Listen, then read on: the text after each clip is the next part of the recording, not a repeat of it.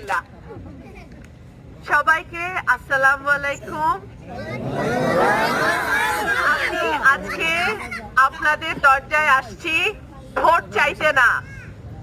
আমি আপনাদের মেয়ে, আপনারা আমারে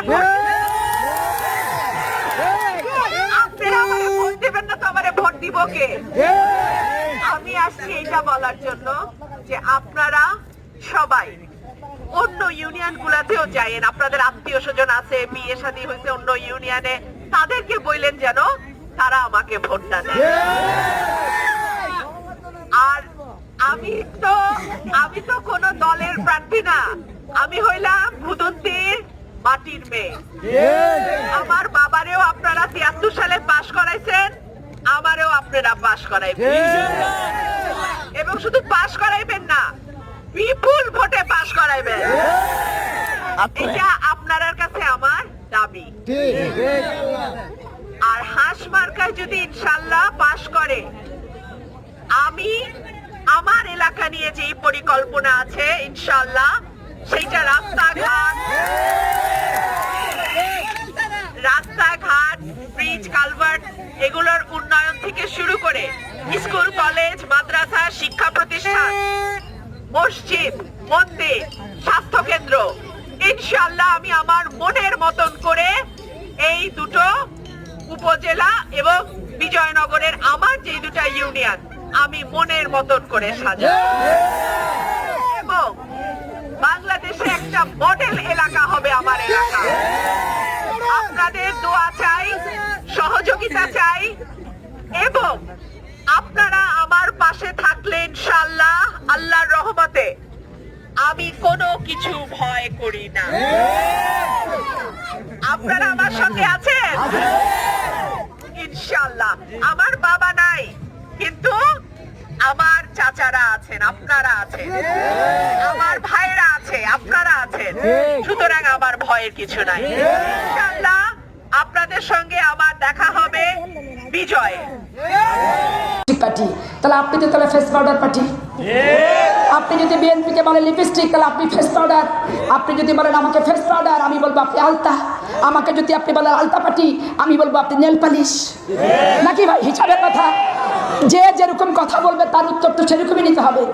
আরে বাপ, আওয়ামী লীগ দেশ থেকে যাওয়ার পরে মনে হচ্ছে খচর খচর খচর খচর করছে। যে অল্প পানির মাছ যাচাই বেশি, আর খালি করছি বাজে বেশি। আর যে মেঘ যত গর্জায় তত বর্ষায় না। এদের গর্জন এমন মনে হচ্ছে বিশাল কিছু। আরে ভাই, তোমরা কি আবার বলে কি ধারণ এমপি 96 সাল থেকে আসছে, পাপিয়ে আসছে, শুধু টাকা ঢালতেছে, টাকা ঢেলে ঢেলে সব ভোট নিয়ে নিচ্ছে। আমি 2বার ভোট করেছি, কোনো টাকা লাগেনি। তোমার টাকা লাগবে কেন? তুমি তো সারা জীবন পরের ঘাড়ে কাঁঠাল ভাঙা মানুষ। তুমি তো হিয়ানতের পাশায় ভোট করো, তুমি তো হাদিয়ার পাশায় ভোট করো, তুমি তো ফসলের রসুলের পাশায় ভোট করো, তুমি তো বাইতুল মালের পাশায় ভোট করো।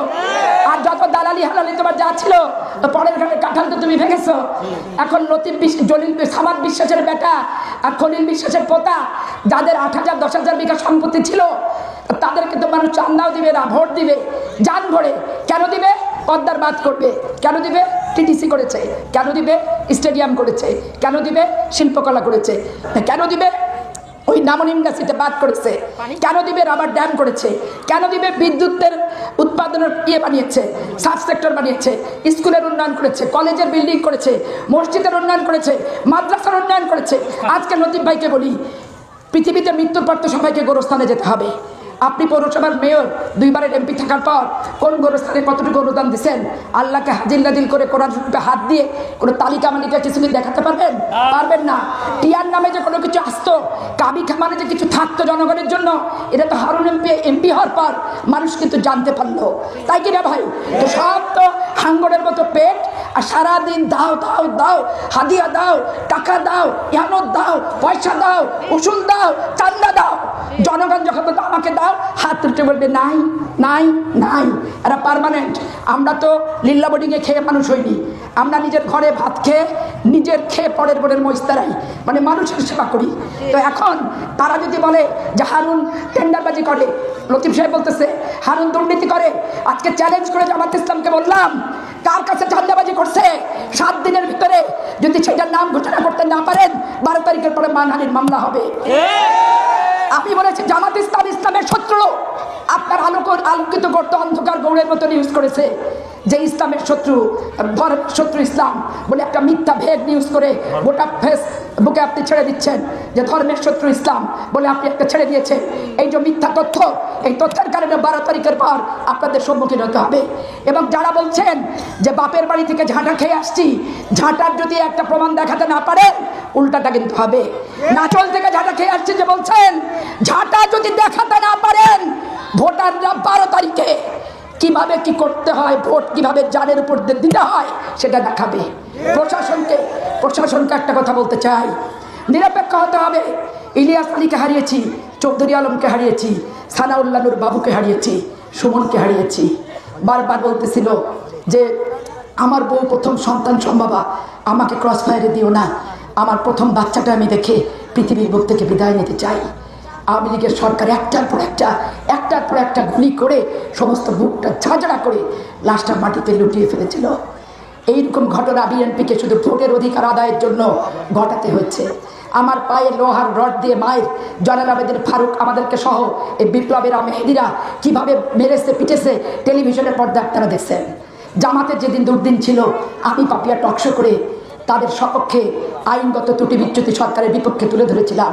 আজকে দেখেন ওরা ডেইলি স্টার অফিস ভাঙচুর করছে, আজকে দেখেন ওরা প্রথম আলোর অফিস ভাঙচুর করছে, আজকে দেখেন ইকসুর নাম করে ছাত্ররা শিক্ষকদেরকে পিটাচ্ছে। এইভাবে হাত দিয়ে পিটায় বলেছে শিক্ষককে মেরে ফেলবে। ওই শিক্ষকের একটা ডিসেবল অসুস্থ বাচ্চা আছে, বউ চাকরি করে ঢাকা শহরে, সেই শিক্ষককে মনে হচ্ছে হত্যা করবে। রাজশাহী বিশ্ববিদ্যালয়ের শিক্ষকদেরকে বাধ্যতামূলকভাবে অপসারণের চিঠি ওই ডাকসুর জিএসরা দেয়। আমি তো রাজশাহী বিশ্ববিদ্যালয়ে 2বারে ভিপি ছিলাম, আপনাদের কাছে আমি এসেছি বিয়ের অনেক আগে থেকে। আমার আদব কায়দার কথায় চলনে বলনে কখনো কি আজকের যে ছাত্র সমাজ, আজকে যে শিবিরের সংসদ, এদের মতো কোনো আচরণ, কোনো দাম্ভিকতা, কোনো শৃঙ্খলতা আমার কাছ থেকে কি আপনারা দেখেছেন? আমার কাছ থেকে কি আপনারা পেয়েছেন? এখন বাংলাদেশ তালেবানের বাংলাদেশ হতে দেওয়া যাবে না, জঙ্গিবাদের বাংলাদেশ হতে দেওয়া যাবে না, আফগানিস্তানের বাংলাদেশ হতে দেওয়া যাবে না, হুজির বাংলাদেশ হতে দেওয়া যাবে না। বাংলাদেশ হবে মুক্তিযুদ্ধের চেতনার বাংলাদেশ, বাংলাদেশ হবে সবুজের বুকে লাল পতাকার বাংলাদেশ, বাংলাদেশ হবে 30 লক্ষ শহীদদের রক্তের সমুজ্জ্বল বাংলাদেশ, বাংলাদেশ হবে দেলোয়ার বসুনিয়া জেহাদ ডাক্তার মিলনের বাংলাদেশ, বাংলাদেশ হবে কয়েকদিন আগে সাইদ মুগ্ধের রক্তের বাংলাদেশ। এই বাংলাদেশে এই পাপিয়া দেখে যা রাজপথে তোর বাবারা, এই স্লোগান চলবে না। এই বাংলাদেশে ছাত্ররা শিক্ষককে পিটাবে, এইটা চলবে না। এই বাংলাদেশে